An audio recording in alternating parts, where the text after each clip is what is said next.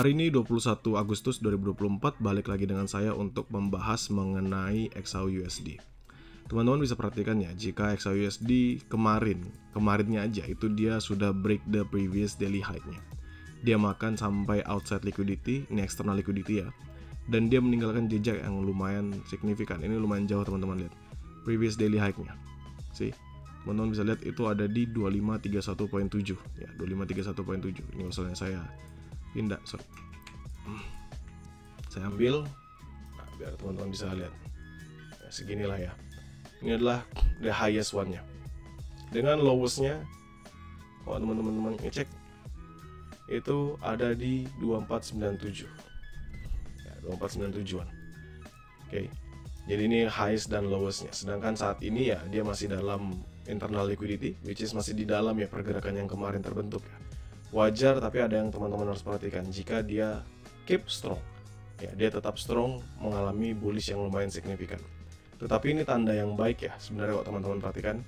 Ini adalah tanda yang baik yang kita bisa perhatikan. Karena apa? Karena dia sudah mulai mengalami perlambatan. Itu hal yang bagus. Melihat perlambatan itu adalah hal yang bagus. Kenapa? Karena kita akan jauh lebih mudah untuk menganalisisnya. Now saya akan balik ke Oanda dan saya akan ubah menjadi H4 kembali. Oke, di H4 saya akan hapus dulu untuk Fibo-nya biar teman-teman tidak pusing. Ini adalah beberapa zone yang kemarin saya bahas dan teman-teman bisa perhatikan ya, bahwa patokan saya itu adalah di 2510 ini. Seandainya saya ubah ini menjadi garis ya, teman-teman bisa melihat bahwa area tersebut 2509.719 itu nggak di breakout sama sekali teman-teman.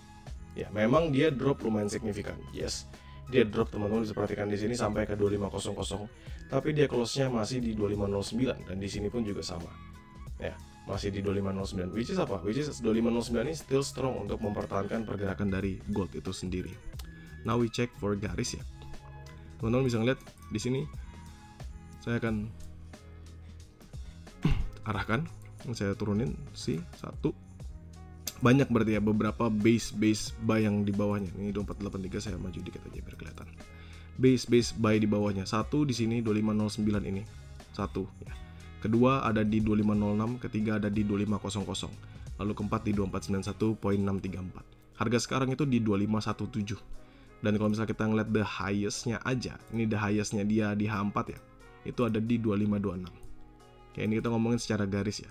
Karena akan berbeda dengan candle. Kenapa? Karena candle ini membentuknya ada volatility-nya. There's a big volatility. Now kita balik ke H1 karena kita sudah ngomongin di H4 ya. Nah di H1 ini kita akan jauh lebih mudah. Kenapa? Karena ini adalah area trade-nya kita. Sekarang saya akan balik ke garis. Teman-teman bisa ngeliat ada perlambatan atau ada yang menahan price-nya ya beberapa kali. Yaitu di harga berapa? Nah di sini teman-teman bisa perhatikan. Ini ada yang menahan price-nya di 2519567 atau 2520 lah. Saya buletin aja ya. 2520. Ada yang nahan harga di 2520. Dia nggak sama sekali break. Ya teman-teman bisa lihat dia nggak sama sekali break. Dia nahan pergerakan itu untuk nggak lebih drop ke dalam. Sedangkan kalau misalnya kita ngeliat base bawahnya, nanti secara garis pun juga sama. Base bawahnya ada pembentukan di area ini. Ini ada di 2513. Saya ketik aja 2513. Ini yang terbentuk sekarang ya. Artinya apa? Minor base tanpa ada volume apapun. Potential gold itu hanya bergerak atas dan bawah. Itu terbuka lebar di sini aja. Naik, turun, naik, turun, naik, dan turun. Hanya akan terbuka di sini aja. 2520, 2513. Jadi atas bawah 70 pips. Kenapa? Karena teman-teman perhatikan ya. Drop, bullish, ketahan, drop, naik, ketahan lagi, dan dia mengalami sideways.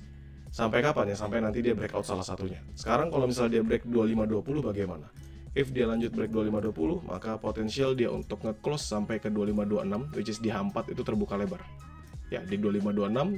Teman-teman juga perhatikan di sini kalau kita lihat di H1 kan dia lebih tinggi ya sampai ke 2530. Jadi menurut saya 2530, 2532 ini akan menjadi pilihan pertama saya untuk nge-sell lagi. Sell high risk. Ya, pilihan pertama saya untuk nge-sell high risk itu ada di 2530, 2532. Sedangkan untuk zona ketika saya mau scalping nanti saya akan bahas ke depannya. Lalu untuk buy di mana aja? Buy jelas ya, teman-teman bisa perhatikan 2509 strong nahan sampai ke 2500. Di 2500 ini pun teman-teman bisa ngeliat kalau itu adalah pembentukan yang namanya order block. There's a big chunk of order block here, lalu dia nembus dengan breakaway gap Jadi patokan saya ini akan menjadi area buy saya juga. 2500, 2497, 2498. Ya, itu akan menjadi area buy saya seandainya dia hit ke area sana. Sedangkan untuk sell, ya kita tahu bahwa movement ini strong bullish. Kalaupun nanti dia respect untuk trend line, ya seandainya ini trend line dia terbentuk seperti ini ya, maka kita akan bisa tahu ketika nanti dia nggak berhasil kembali breakout 2520. Maka 2520 ini saya akan terbuka untuk mungkin sell scalping. Jadi dia drop untuk mengalami penurunan yang lumayan signifikan. Kenapa kita belum bisa menentukan apapun? Karena sekarang masih Asia session. Terus habis itu JPY totally strong. Saya ingat tadi ada berita JPY menguat, jadi stock market itu mulai mengalami pelemahan ya, karena currency-nya menguat. Dan di sini teman-teman bisa perhatikan there's a big potential kita masuk. Jadi kalau misalnya saya bisa konklusikan, saya akan buy ya, akan buy untuk buy high risk pertama saya. Itu kisaran di 2500 ke bawah.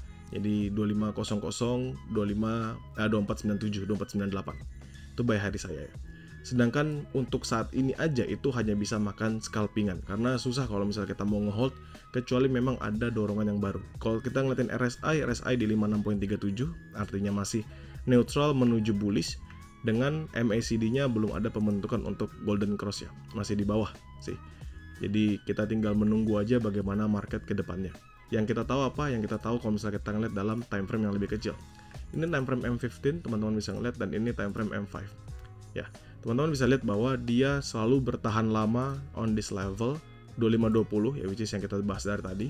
2520 dia ketahan lama, lalu di mana lagi dia lumayan ketahan lama, yaitu di level ini 2510 sampai ke 2509. Jadi jaraknya cuma 10 pips nih. 2510, 2509. Sorry, 2511 lah, 2511, 2509 atau 2510 kalau misalnya kita buletin, karena kan 2509.719.